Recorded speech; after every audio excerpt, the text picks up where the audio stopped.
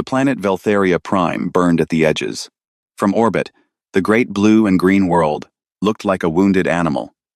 Its planetary shields flickered with each passing second, fading from bright gold to a sickly yellow. Around it, the dark ships of the Krell Dominion gathered like hungry wolves around a dying deer. There were hundreds of them. Each one was a massive crystalline dreadnought, sharp and cold, glittering with weapons that could melt mountains into glass. Inside the highest tower of the capital city, Ambassador Felix Vorn stood at a tall window and watched his world die. He was a tall, thin creature with 4 delicate wings folded behind his back. His feathers had once been bright, shining in shades of blue and silver. Now they looked dull and tired. Felix was a skyborn, one of 6 species that lived together in peace on this world. His people had built cities in the clouds, sung songs to the wind, and trusted that the galaxy was a place where good civilizations helped each other. He had believed this his whole life. He did not believe it anymore. 3 billion souls were trapped on Veltharia Prime. 3 billion mothers, fathers, children, elders, scholars, and farmers. They had crowded into the capital and the surrounding shelters when the Krell fleet first appeared at the edge of their solar system 6 weeks ago. Now, there was nowhere left to run. The Krell ate worlds. They drank the life from oceans and ground forests into dust to feed their crystal bodies. Wherever they passed, only silence remained. Felix turned away from the window. Behind him, the great council chamber was nearly empty. Most of the leaders had already gone down to the deep bunkers. Only a few remained, standing around a glowing communication table that showed the live feed from the Galactic Concord, meeting far across the stars. "Has there been any change?" Felix asked softly. A small avian elder named Mistress Kavari shook her head. Her old feathers trembled. The vote was 11 against 1. The Concord will not come. Felix closed his eyes. He had spent the last 6 weeks begging the great civilizations of the galaxy for help. He had sent message after message. He had described the children in the shelters. He had played recordings of Krell broadcasts, threatening total destruction. He had reminded the Concord of their own laws, their own promises, their own speeches about peace and unity. And in the end, 11 of the 12 great powers had voted to let his world die. The Sarek Republic had said the Krell were too strong. The Volnari Imperium had said helping would start a wider war. The Quilkai Federation had said it was sad, but not their problem. One after another, the wise old civilizations had calculated the cost of mercy and decided it was too high. Only one vote had been different. The humans, Mistress Kavari said quietly, as if reading his thoughts. They were the only ones who voted to help us. Felix gave a small, bitter sound that was almost a laugh.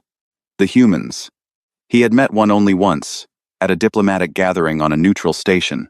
She had been a small creature with brown skin and dark eyes, and she had laughed too loudly at jokes and asked too many questions. The humans had only joined the Concord as observers 2 years ago. They had only been flying among the stars for 2 centuries. The other species treated them like clever children, useful for entertainment but not for serious matters. Their vote means nothing, Felix said. They have no fleet that could face the Krell. They have no allies. They are alone, just like us. Mistress Kavari was quiet for a moment. Then she said, "Still, they voted to come." Felix did not answer. Outside the window, the planetary shield flickered again. 12% power, maybe less now. The Krell dreadnoughts were finishing their final movements, into firing position.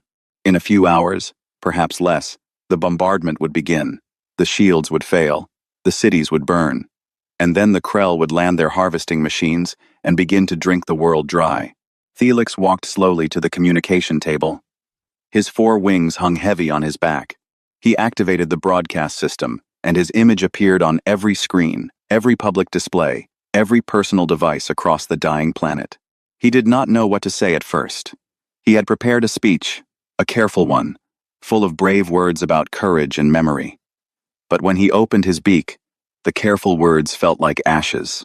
"My people," he said simply. "I am sorry." He paused.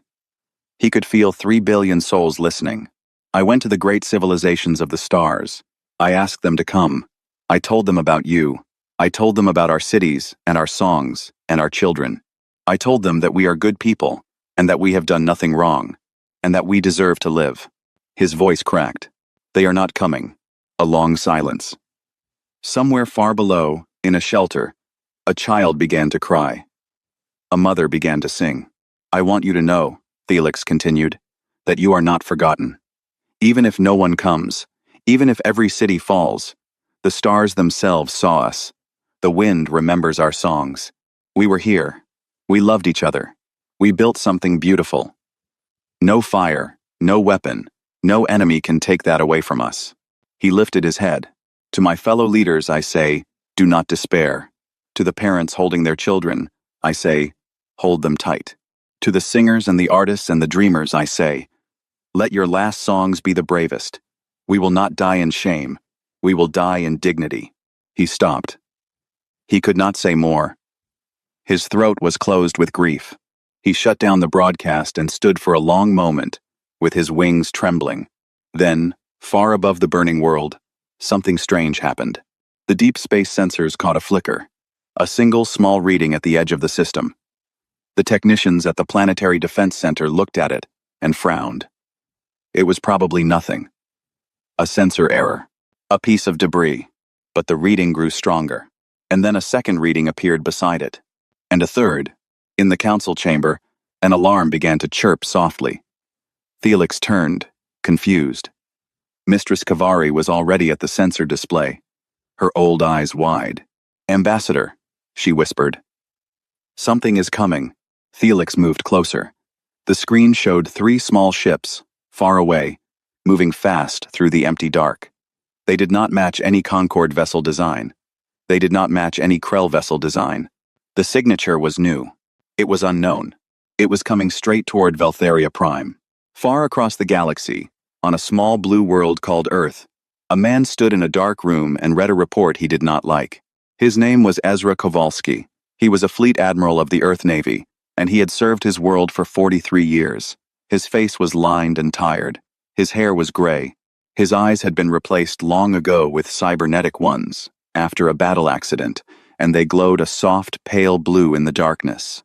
He was old, and he was angry, and he had been angry for most of the last 6 weeks. The report on his desk was short. It said that the Galactic Concorde had voted not to help Veltheria Prime. It said that 3 billion people were going to die. It said that the great civilizations of the galaxy had calculated that mercy was too expensive. Kowalski set the report down. He stood for a long moment at the tall window of his office, looking out at the city of Geneva spread below. The lights of millions of homes glowed in the evening darkness. Children were eating dinner. Parents were telling stories. Old people were watching the stars and remembering their lives. He thought about all the times in human history when no one had come. He thought about the cities that had burned while the world watched. He thought about the camps and the killing fields and the long lines of refugees that no one wanted. He thought about every cry for help that had been ignored because helping was too hard, too costly, too risky. Humans had done these things to each other for thousands of years. And when humans had finally reached the stars, they had made one promise to themselves, quietly, in their hearts. Never again. Not on our watch. Kowalski turned from the window and walked to his desk. He pressed a small button. A door opened, and a woman walked in. Her name was Captain Mira Solano. She was tall and lean, with short black hair and sharp brown eyes. She wore the dark blue uniform of the Earth Navy, with a single silver star on her collar. She saluted Kowalski crisply. Admiral. Sit down, Captain. She sat. He looked at her for a long moment. He had known Solano since she was a young officer, fresh out of the academy. He had watched her grow into one of the finest ship commanders in the fleet. She was smart, fast, and brave in the way that frightened other species. She did not flinch. You have read the Concorde report? He asked. Yes, sir. And what do you think of it? Solano was quiet for a moment. Then she said, I think it is wrong, sir. 11 civilizations voted against helping. Civilizations far older and stronger than ours. They calculated that the Krell are too dangerous. They calculated that intervention would cost too many lives. They have thousands of years of wisdom that says we should stay out of this. Yes, sir. And what do you say? Solano lifted her chin. I say that 3 billion people are going to die, sir. And I say that no calculation in the universe is worth that. Kowalski almost smiled. Almost. He pressed another button on his desk. A holographic image bloomed in the air between them. It was a ship. A long, dark, angular vessel with brutal lines and a hull plated in black armor. It did not look like the elegant, polished ships of the older galactic civilizations. It looked like a hammer. It looked like something built by people who had spent a long time thinking about what worked and not about what looked nice. The Earth naval ship Prometheus Unbound, Kowalski said. Sovereign class. The newest warship in our fleet. Her engines can do things that the Concord engineers say are impossible. Her weapon systems are designed to adapt mid-battle. Her crew is the best we have. Solano stared at the hologram. She knew this ship. She had been training to command her for the last 8 months. You are her captain, Kowalski said. As of this moment, Solano's eyes widened slightly. Sir, I am giving you orders, Captain. But these orders are not on the official record. They will never be on the official record. If anything goes wrong, the government will say that you went rogue. They will say that you violated Concord neutrality. They will say that you are a criminal. He leaned forward. Do you understand? Solano sat very still. Then she said, Yes, sir, I understand. You will take the Prometheus Unbound and 2 escort frigates, the St. Joan and the Sundiata, on a routine training exercise in deep space. During this exercise, your navigation systems will malfunction. You will translate into slip space and emerge in the Veltheria system. By the time you arrive, the Krell will probably have already begun their bombardment. You will face an enemy fleet of over 200 capital ships. You will be alone. There will be no reinforcements. There will be no rescue. He paused. You may all die, Captain. Solano did not move. Her face did not change. What are my objectives, sir? Kowalski looked at her with his glowing, pale blue eyes. Save as many as you can. Hurt the Krell as badly as you can. Show the galaxy what humans do when no one else will. Solano stood up. She saluted again, slowly and firmly. It will be done, sir. She turned to leave. At the door, she paused and looked back. Admiral, may I ask one question? Go ahead. If I am court-martialed for this, will you attend? Kowalski looked at her, and this time he did smile. It was a small, tired, fierce smile. Captain, I will sit in the front row, and I will applaud. She nodded once and walked out. 6 hours later, the Prometheus Unbound lifted off from her dock at Mars Naval Yards. The St. Joan and the Sundiata followed close behind. The 3 ships moved out past the orbit of Pluto, into the deep dark where no civilian vessels traveled. On the bridge of the Prometheus, Captain Solano stood at the center of the command deck and looked at her crew. There were 847 souls aboard. Engineers, gunners, pilots, marines, medics, cooks, technicians. Most of them were young. Many of them had families. She activated the ship-wide communication system. This is the captain. We are going to a place called Veltheria Prime. The people there are dying. No one is coming to help them. So we are going. We may not come back. If you wish to refuse this mission, you may do so now, with no shame and no punishment. Speak now. She waited. The bridge was silent. The corridors were silent. The engine rooms were silent. No one spoke. Solano nodded slowly. Helm. Set course for Veltheria Prime. Slip space. Full burn. Course set, Captain. Punch it. The 3 small ships vanished into the dark, faster than light, carrying 847 human souls toward a battle they were not supposed to win. The shields of Veltheria Prime fell at sunset. The great golden dome of energy that had protected the planet for 6 weeks flickered one last time and then went out. From the council tower, Felix Vorn watched it die with a sound like 1,000 bells breaking. The sky above the capital was suddenly clear, a deep violet color streaked with pink clouds, and for one strange moment it was beautiful. Then the bombardment began. The first Krell lance struck the eastern edge of the city. A column of white fire, taller than any mountain, rose into the sky. Buildings melted. Roads turned to glass. Thousands of lives ended in a single heartbeat. The shockwave hit the council tower a few seconds later, rattling the windows and knocking dust from the ceiling. Felix gripped the edge of the communication table. Mistress Kavari was already moving toward the stairs that led down to the deep bunkers. "Ambassador, we must go. Now." Felix did not move. He stared at the burning sky. "Ambassador, the unknown ships," he said. "Where are they?" A young technician at the sensor station looked up with wide eyes. "They are still coming, Master. Very fast. They will reach the system in minutes." 3 ships, Felix said softly. "Against 200. Yes, Master." Felix watched another lance strike the city. This one hit the Great Library, the place where his people had stored 10,000 years of poetry and music and history. The building burst apart in a flash of light. He felt something in his chest crack and break. "Take me to the bunker," he said. "But keep the sensors active. I want to see what comes." Mistress Kavari took his arm gently and led him toward the stairs. Far above the burning planet, in the cold black emptiness at the edge of the system, space itself tore open. The slipspace rupture was enormous. Krell sensor officers stared at their screens in confusion.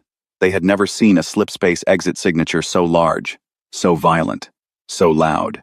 Whatever was coming through was either very big or very angry, or both. A ship emerged from the rupture. It was a single vessel, dark, angular, brutal in shape. Its hull was scarred and patched. It bore strange markings, in a script no Krell scholar recognized. Behind it came 2 smaller ships, escorts, equally dark and equally serious-looking. 3 ships. That was all. On the bridge of the Krell flagship Devourer of Worlds, Overlord Keseth Vrax studied the new arrivals with mild interest. He was a great crystalline being, 8 meters tall, his body humming with the cold light of his species. He had eaten the life from 12 worlds in his long career. He had crushed fleets 10 times the size of these 3 small ships. "Identify the intruders," he said. A subordinate hummed back. "Unknown configuration, my overlord. The vessels do not match any known Concord design. Cross-referencing. A possible match. The species call themselves humans. Earthborn. Recent arrivals to the galactic stage. Threat assessment. Minimal." Keseth Vrax made a sound that, in his species, was laughter. Then a voice came over every Krell communication channel. It was a woman's voice, calm and clear, speaking in perfect Krell. The voice did not shout. It did not threaten. It simply spoke. "This is the human warship Prometheus Unbound. You are committing genocide in violation of every law worth keeping. Withdraw from this system, or be destroyed. You have 90 seconds. The Krell bridge was silent for a moment. Then Keseth Vrax laughed again, louder this time. Around him, his officers joined in the laughter, their crystal bodies chiming with mirth. 90 seconds? Keseth Vrax said. 90 seconds? For 200 ships to flee from 3? He turned to his weapons officer. Destroy them. Make it quick. We have a world to harvest. The Krell fleet moved. 200 dreadnoughts turned their massive guns toward the small human formation. Crystalline lances charged with deadly energy. The Devourer of Worlds itself prepared its main weapon, a beam that could split moons. And then the humans did something strange. The Prometheus Unbound did not run. It did not try to retreat into slipspace. It did not even raise its main shields to full power. Instead, the ship dove forward, accelerating directly toward the Krell formation at full burn. The 2 escort frigates split off, peeling away to the left and right in wide arcs. On the bridge of the Prometheus, Captain Mira Solano stood with her hands behind her back, watching the tactical display. "Helm, hold course. Take us right between the 3rd and 4th dreadnought columns." "Aye, Captain." "Tactical. Launch the swarm." "Aye, Captain." Swarm launching. From the belly of the Prometheus, hundreds of small drones poured out into space. They were no bigger than a person, but each one was packed with weapons and intelligence. They spread out in a wide cloud, learning, adapting, watching. They had been programmed to study the enemy in real time and change their tactics every few seconds. Human engineers had spent the entire slipspace journey loading them with every scrap of captured Krell sensor data they could find. The drones found weak spots in the Krell armor that no Concorde weapon had ever found. The first Krell dreadnought died in less than a minute. A swarm of 40 drones found a small gap near its main reactor, slipped inside, and detonated. The crystalline ship cracked from the inside out, splitting into glittering pieces. On the Devourer's bridge, the laughter stopped. What was that? Keseth Vrax demanded. What did they do? Before anyone could answer, the second dreadnought died. Then the third. The drones moved like a school of small fish, learning faster than the Krell could react. Every time the Krell adjusted their shields, the drones changed their attack pattern. Every time the Krell fired their lances, the drones scattered and reformed somewhere else. The Prometheus unbound itself dove deep into the heart of the Krell formation. Its guns spoke in voices the Krell did not understand. Its main cannons fired rounds that should not have worked against crystalline armor, but somehow did. Human engineers, during the long slipspace journey, had been quietly modifying every weapon on the ship, tuning each shell and each beam to crack the specific frequencies of Krell crystal. The St. Joan and the Sundiata, the two small escorts, did something else. They flew low over the planet itself, drawing fire away from the surface, and began coordinating evacuation routes. Human voices broadcast on Confederacy frequencies, calm and steady, telling refugee transports where to go, when to launch, how to stay alive. In the deep bunker beneath the burning capital, Felix Vorn sat before a small screen and watched it all. He did not understand what he was seeing. The humans were winning, not easily. The Prometheus was already taking damage. One of its escort frigates was streaming atmosphere from a hull breach. But the Krell were dying faster than the humans were. 3 dreadnoughts had become 5. 5 had become 8. 8 had become 12. Mistress Kavari placed a trembling hand on Felix's shoulder. "Ambassador," she whispered. They came. Felix could not speak. His 4 wings shook on his back. He had said his goodbyes. He had told 3 billion souls to die with dignity. He had not believed in mercy anymore. And now thunder rolled through the void above his world, and small dark ships fought a great cold empire on his behalf. And somehow, impossibly, his people were not dying after all. He bowed his head and wept. The battle above Veltheria Prime lasted 3 hours and 17 minutes. Across the galaxy, in quiet observation rooms and secret war colleges, the great civilizations of the Concorde watched the long-range telemetry with growing disbelief. Senior strategists who had studied warfare for centuries leaned forward in their seats and whispered to each other in low, troubled voices. None of them had ever seen anything like it. The humans were not following the rules. Krell warfare doctrine was old and well understood. The Krell fought in great formations, using their numbers to overwhelm any enemy. Concorde doctrine, in turn, was built around responding to the Krell with careful, measured force. Both sides assumed that their opponents were rational. Both sides assumed that any enemy who was outnumbered 50 to 1 would retreat. The humans did not retreat. When the Prometheus Unbound took a direct hit to its main reactor, plasma fires erupted across 3 of its decks. Standard Concorde doctrine said that a ship in such a state should withdraw immediately. Captain Mira Solano did not withdraw. Instead, she ordered the helm to ram a Krell command vessel. The Prometheus slammed into the smaller dreadnought at high speed, locking the 2 ships together in a tangle of broken metal and shattered crystal. Before the Krell crew could react, human marines were already pouring through the breach. Lieutenant Cade Okafor led the boarding party. He was a tall, broad-shouldered man, with dark skin and a quiet voice. He had served in the Earth Marines for 16 years. He had 2 daughters at home.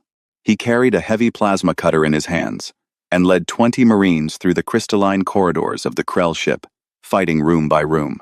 The Krell had not designed their ships for boarding actions. Their species did not believe in close combat. They fought from a distance, with great weapons and cold calculations. They did not know what to do when small, angry creatures came running through their corridors with breaching charges and cutting torches. Okafor's Marines reached the bridge in 12 minutes. The Krell commander tried to surrender. Okafor accepted, taking the surviving officers prisoner. Then he sat down at the dreadnought's main console, and, with the help of a captured Krell technician who decided he would rather live than die for the Dominion, he turned the ship's weapons against its own fleet. The Krell formation began to break.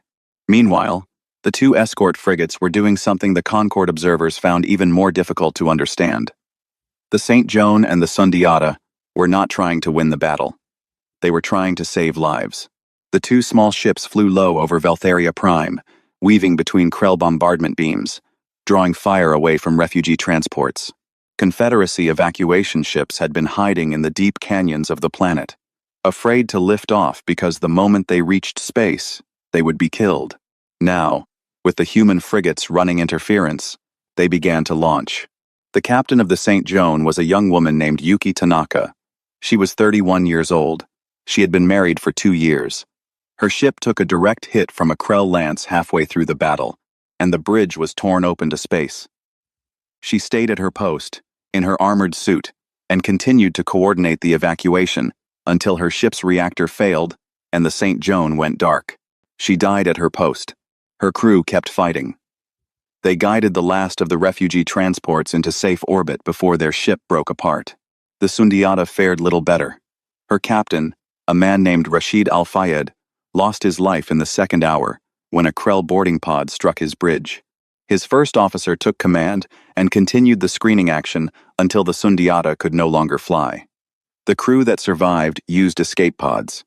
Many did not survive at all, but the refugee transports got through. By the end of the second hour, over 4 million civilians had been evacuated from the surface of Veltheria Prime to safe orbits where waiting Confederacy ships could collect them. By the end of the third hour, the number had grown to over 12 million. The human frigates had given their lives to make this possible. Above the planet, the Prometheus Unbound continued to fight. The ship was a wreck. 3 of her decks were vented to space. Half her gun batteries were silent. Her port engine was dead. Her hull was cratered with so many impact wounds that her armor plating looked like the surface of an old moon. 2/3 of her crew were dead or wounded. The medical bays were overflowing, but she still flew, and her main guns were still warm. Captain Solano stood on the bridge with blood running down the side of her face. A piece of shrapnel had cut her cheek open during one of the impacts. She had not noticed. Her left arm hung useless at her side, broken in 2 places. She had not noticed that either. She stood at the center of the command deck and gave orders in the same calm voice she had used at the start of the battle. Tactical. How many drones do we have left? 43 operational, Captain. Send them after the Devourer. I want that flagship dead. Aye, Captain. The 43 drones swarmed toward the Great Krell flagship. The Devourer of Worlds was the largest ship in the enemy fleet, the personal vessel of Overlord Keseth Vrax himself. Its shields were the strongest. Its weapons were the deadliest.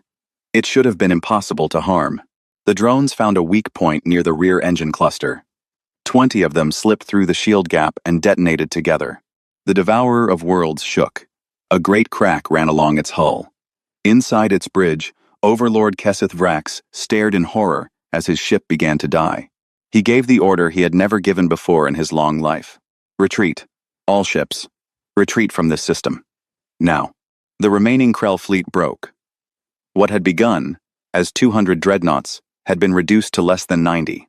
The survivors fled into slipspace, scattering in every direction, their formations broken, their pride shattered. The Devourer of Worlds limped away last, trailing fire.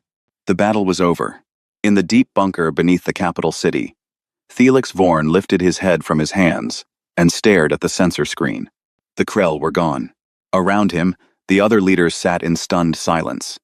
Mistress Kavari was weeping openly.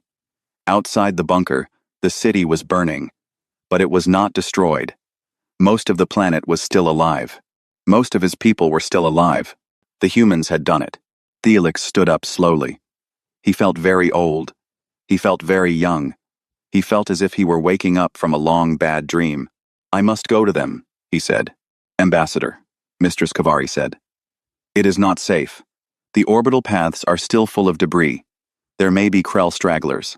I must go to them, Felix said again. Prepare a shuttle. An hour later, his small craft lifted off from the ruined capital and rose through the smoke-filled sky. It climbed past the broken clouds and into the clean dark of space. Around him, debris floated everywhere. Pieces of Krell crystal, pieces of human metal, Bodies. So many bodies. The Prometheus Unbound drifted in low orbit, scarred and silent. As his shuttle approached, Felix saw human work crews already moving along her hull, beginning repairs. The ship was alive. Damaged, but alive. Captain Mira Solano met him at the airlock. She had cleaned the blood from her face. Her broken arm was in a sling. She stood straight and saluted him. Felix Vorn, ambassador of a saved people, looked at this small, tired human woman who had flown across the galaxy to fight a war she had no obligation to fight. He did not know what to say, so he simply bowed, very low, the deepest bow his people had, and he held it for a long, long time. The Galactic Concord called its emergency tribunal 6 weeks after the Battle of Veltheria Prime. It was held on the great neutral station of Aldereth, a vast ring world that floated in deep space between the territories of the 12 founding civilizations. The tribunal chamber was the largest meeting hall in the known galaxy. Its ceiling was a dome of clear crystal, and above it the stars shone cold and bright. 12 great seats stood in a circle around a central floor. Each seat belonged to one of the founding species of the Concord. Humanity was not given a seat. Humanity was given a small podium in the center of the floor, where the accused stood. Admiral Ezra Kowalski walked to the podium first. He wore his dress uniform, dark blue with silver trim, and his chest was heavy with medals he had earned over 43 years of service. His cybernetic eyes glowed softly in the bright chamber light. Beside him walked Captain Mira Solano. Her broken arm was healed, but her face still carried the scar from the shrapnel, a pale line across her cheek. She had lost weight. She had not slept well since the battle. The chief judge of the tribunal was a tall Sarek elder named Venerable Thoska. He was a reptilian creature with silver scales and cold, patient eyes. He rose slowly from his seat and spoke in a voice that filled the great chamber. Humanity stands accused of 3 great crimes. First, violation of Concord neutrality protocols. Second, unauthorized military action against a recognized galactic power. Third, destabilization of regional balance of power in a manner that threatens the peace of all civilized species. How do you answer these charges? Kowalski stepped forward. He did not look afraid. He looked tired and old and ready. The charges are true, he said simply. A low murmur ran through the chamber. The 12 great judges shifted in their seats. We violated your protocols, Kowalski continued. We took military action that you did not approve. We have changed the balance of power in a way that some of you find frightening. All of this is true. I do not deny it. Captain Solano does not deny it. The government of Earth does not deny it. He paused. We are not sorry. The murmur grew louder. Venerable Thoska raised a scaly hand for silence. Admiral Kowalski, do you understand that the penalties for these crimes include expulsion from the Concord, economic sanctions that could cripple your world for generations, and possible military action against Earth itself? I understand. And you stand by your statement? I do. Venerable Thoska looked at the other judges. Some of them were nodding. Some were already preparing to speak. The mood in the chamber was hard and cold. The decision was going to go badly for humanity. Then the great doors at the far end of the chamber opened. A small procession walked in. At its head was Ambassador Felix Vorn. He was dressed in the traditional robes of his people, and his 4 wings had been cleaned and polished until they shone like silver and blue flame. Behind him walked representatives of all 6 Veltharian species, the avian and the insectoid peoples who had been saved from extinction. They had not been invited to this tribunal. They had come anyway. The chamber fell silent. Venerable Thoska frowned. Ambassador Vorn, this is a closed tribunal. You have no standing to speak here. Felix walked slowly forward. He did not stop until he was standing beside Kowalski and Solano on the central floor. He turned to face the 12 great judges. I have standing, he said quietly, because I am alive. My people are alive. We were not supposed to be alive. We were supposed to be dead. 3 billion of us. You voted for that. You sat in seats much like these, and you calculated that our lives were not worth the cost of saving. You did the math, and the math said we should die. He paused. His voice was soft, but very steady. I am not angry with you. I was angry. For a little while. But I am too tired to be angry now. I am only sad. I am sad because you are the great civilizations of the galaxy, and you could not find it in your hearts to come when we called. I am sad because wisdom without mercy is not wisdom at all. It is only cleverness, dressed up in fine clothes. He turned slightly and looked at Kowalski and Solano. These humans came. They did not ask for permission. They did not count the cost. They did not wait for the vote to turn in our favor. They simply came. 847 of them flew into a battle they were not supposed to win. Over 300 of them died. They died for a people they had never met, on a world they had never seen, because they believed that our lives mattered. He turned back to the judges. You wish to punish them for this. You wish to expel them from your great alliance.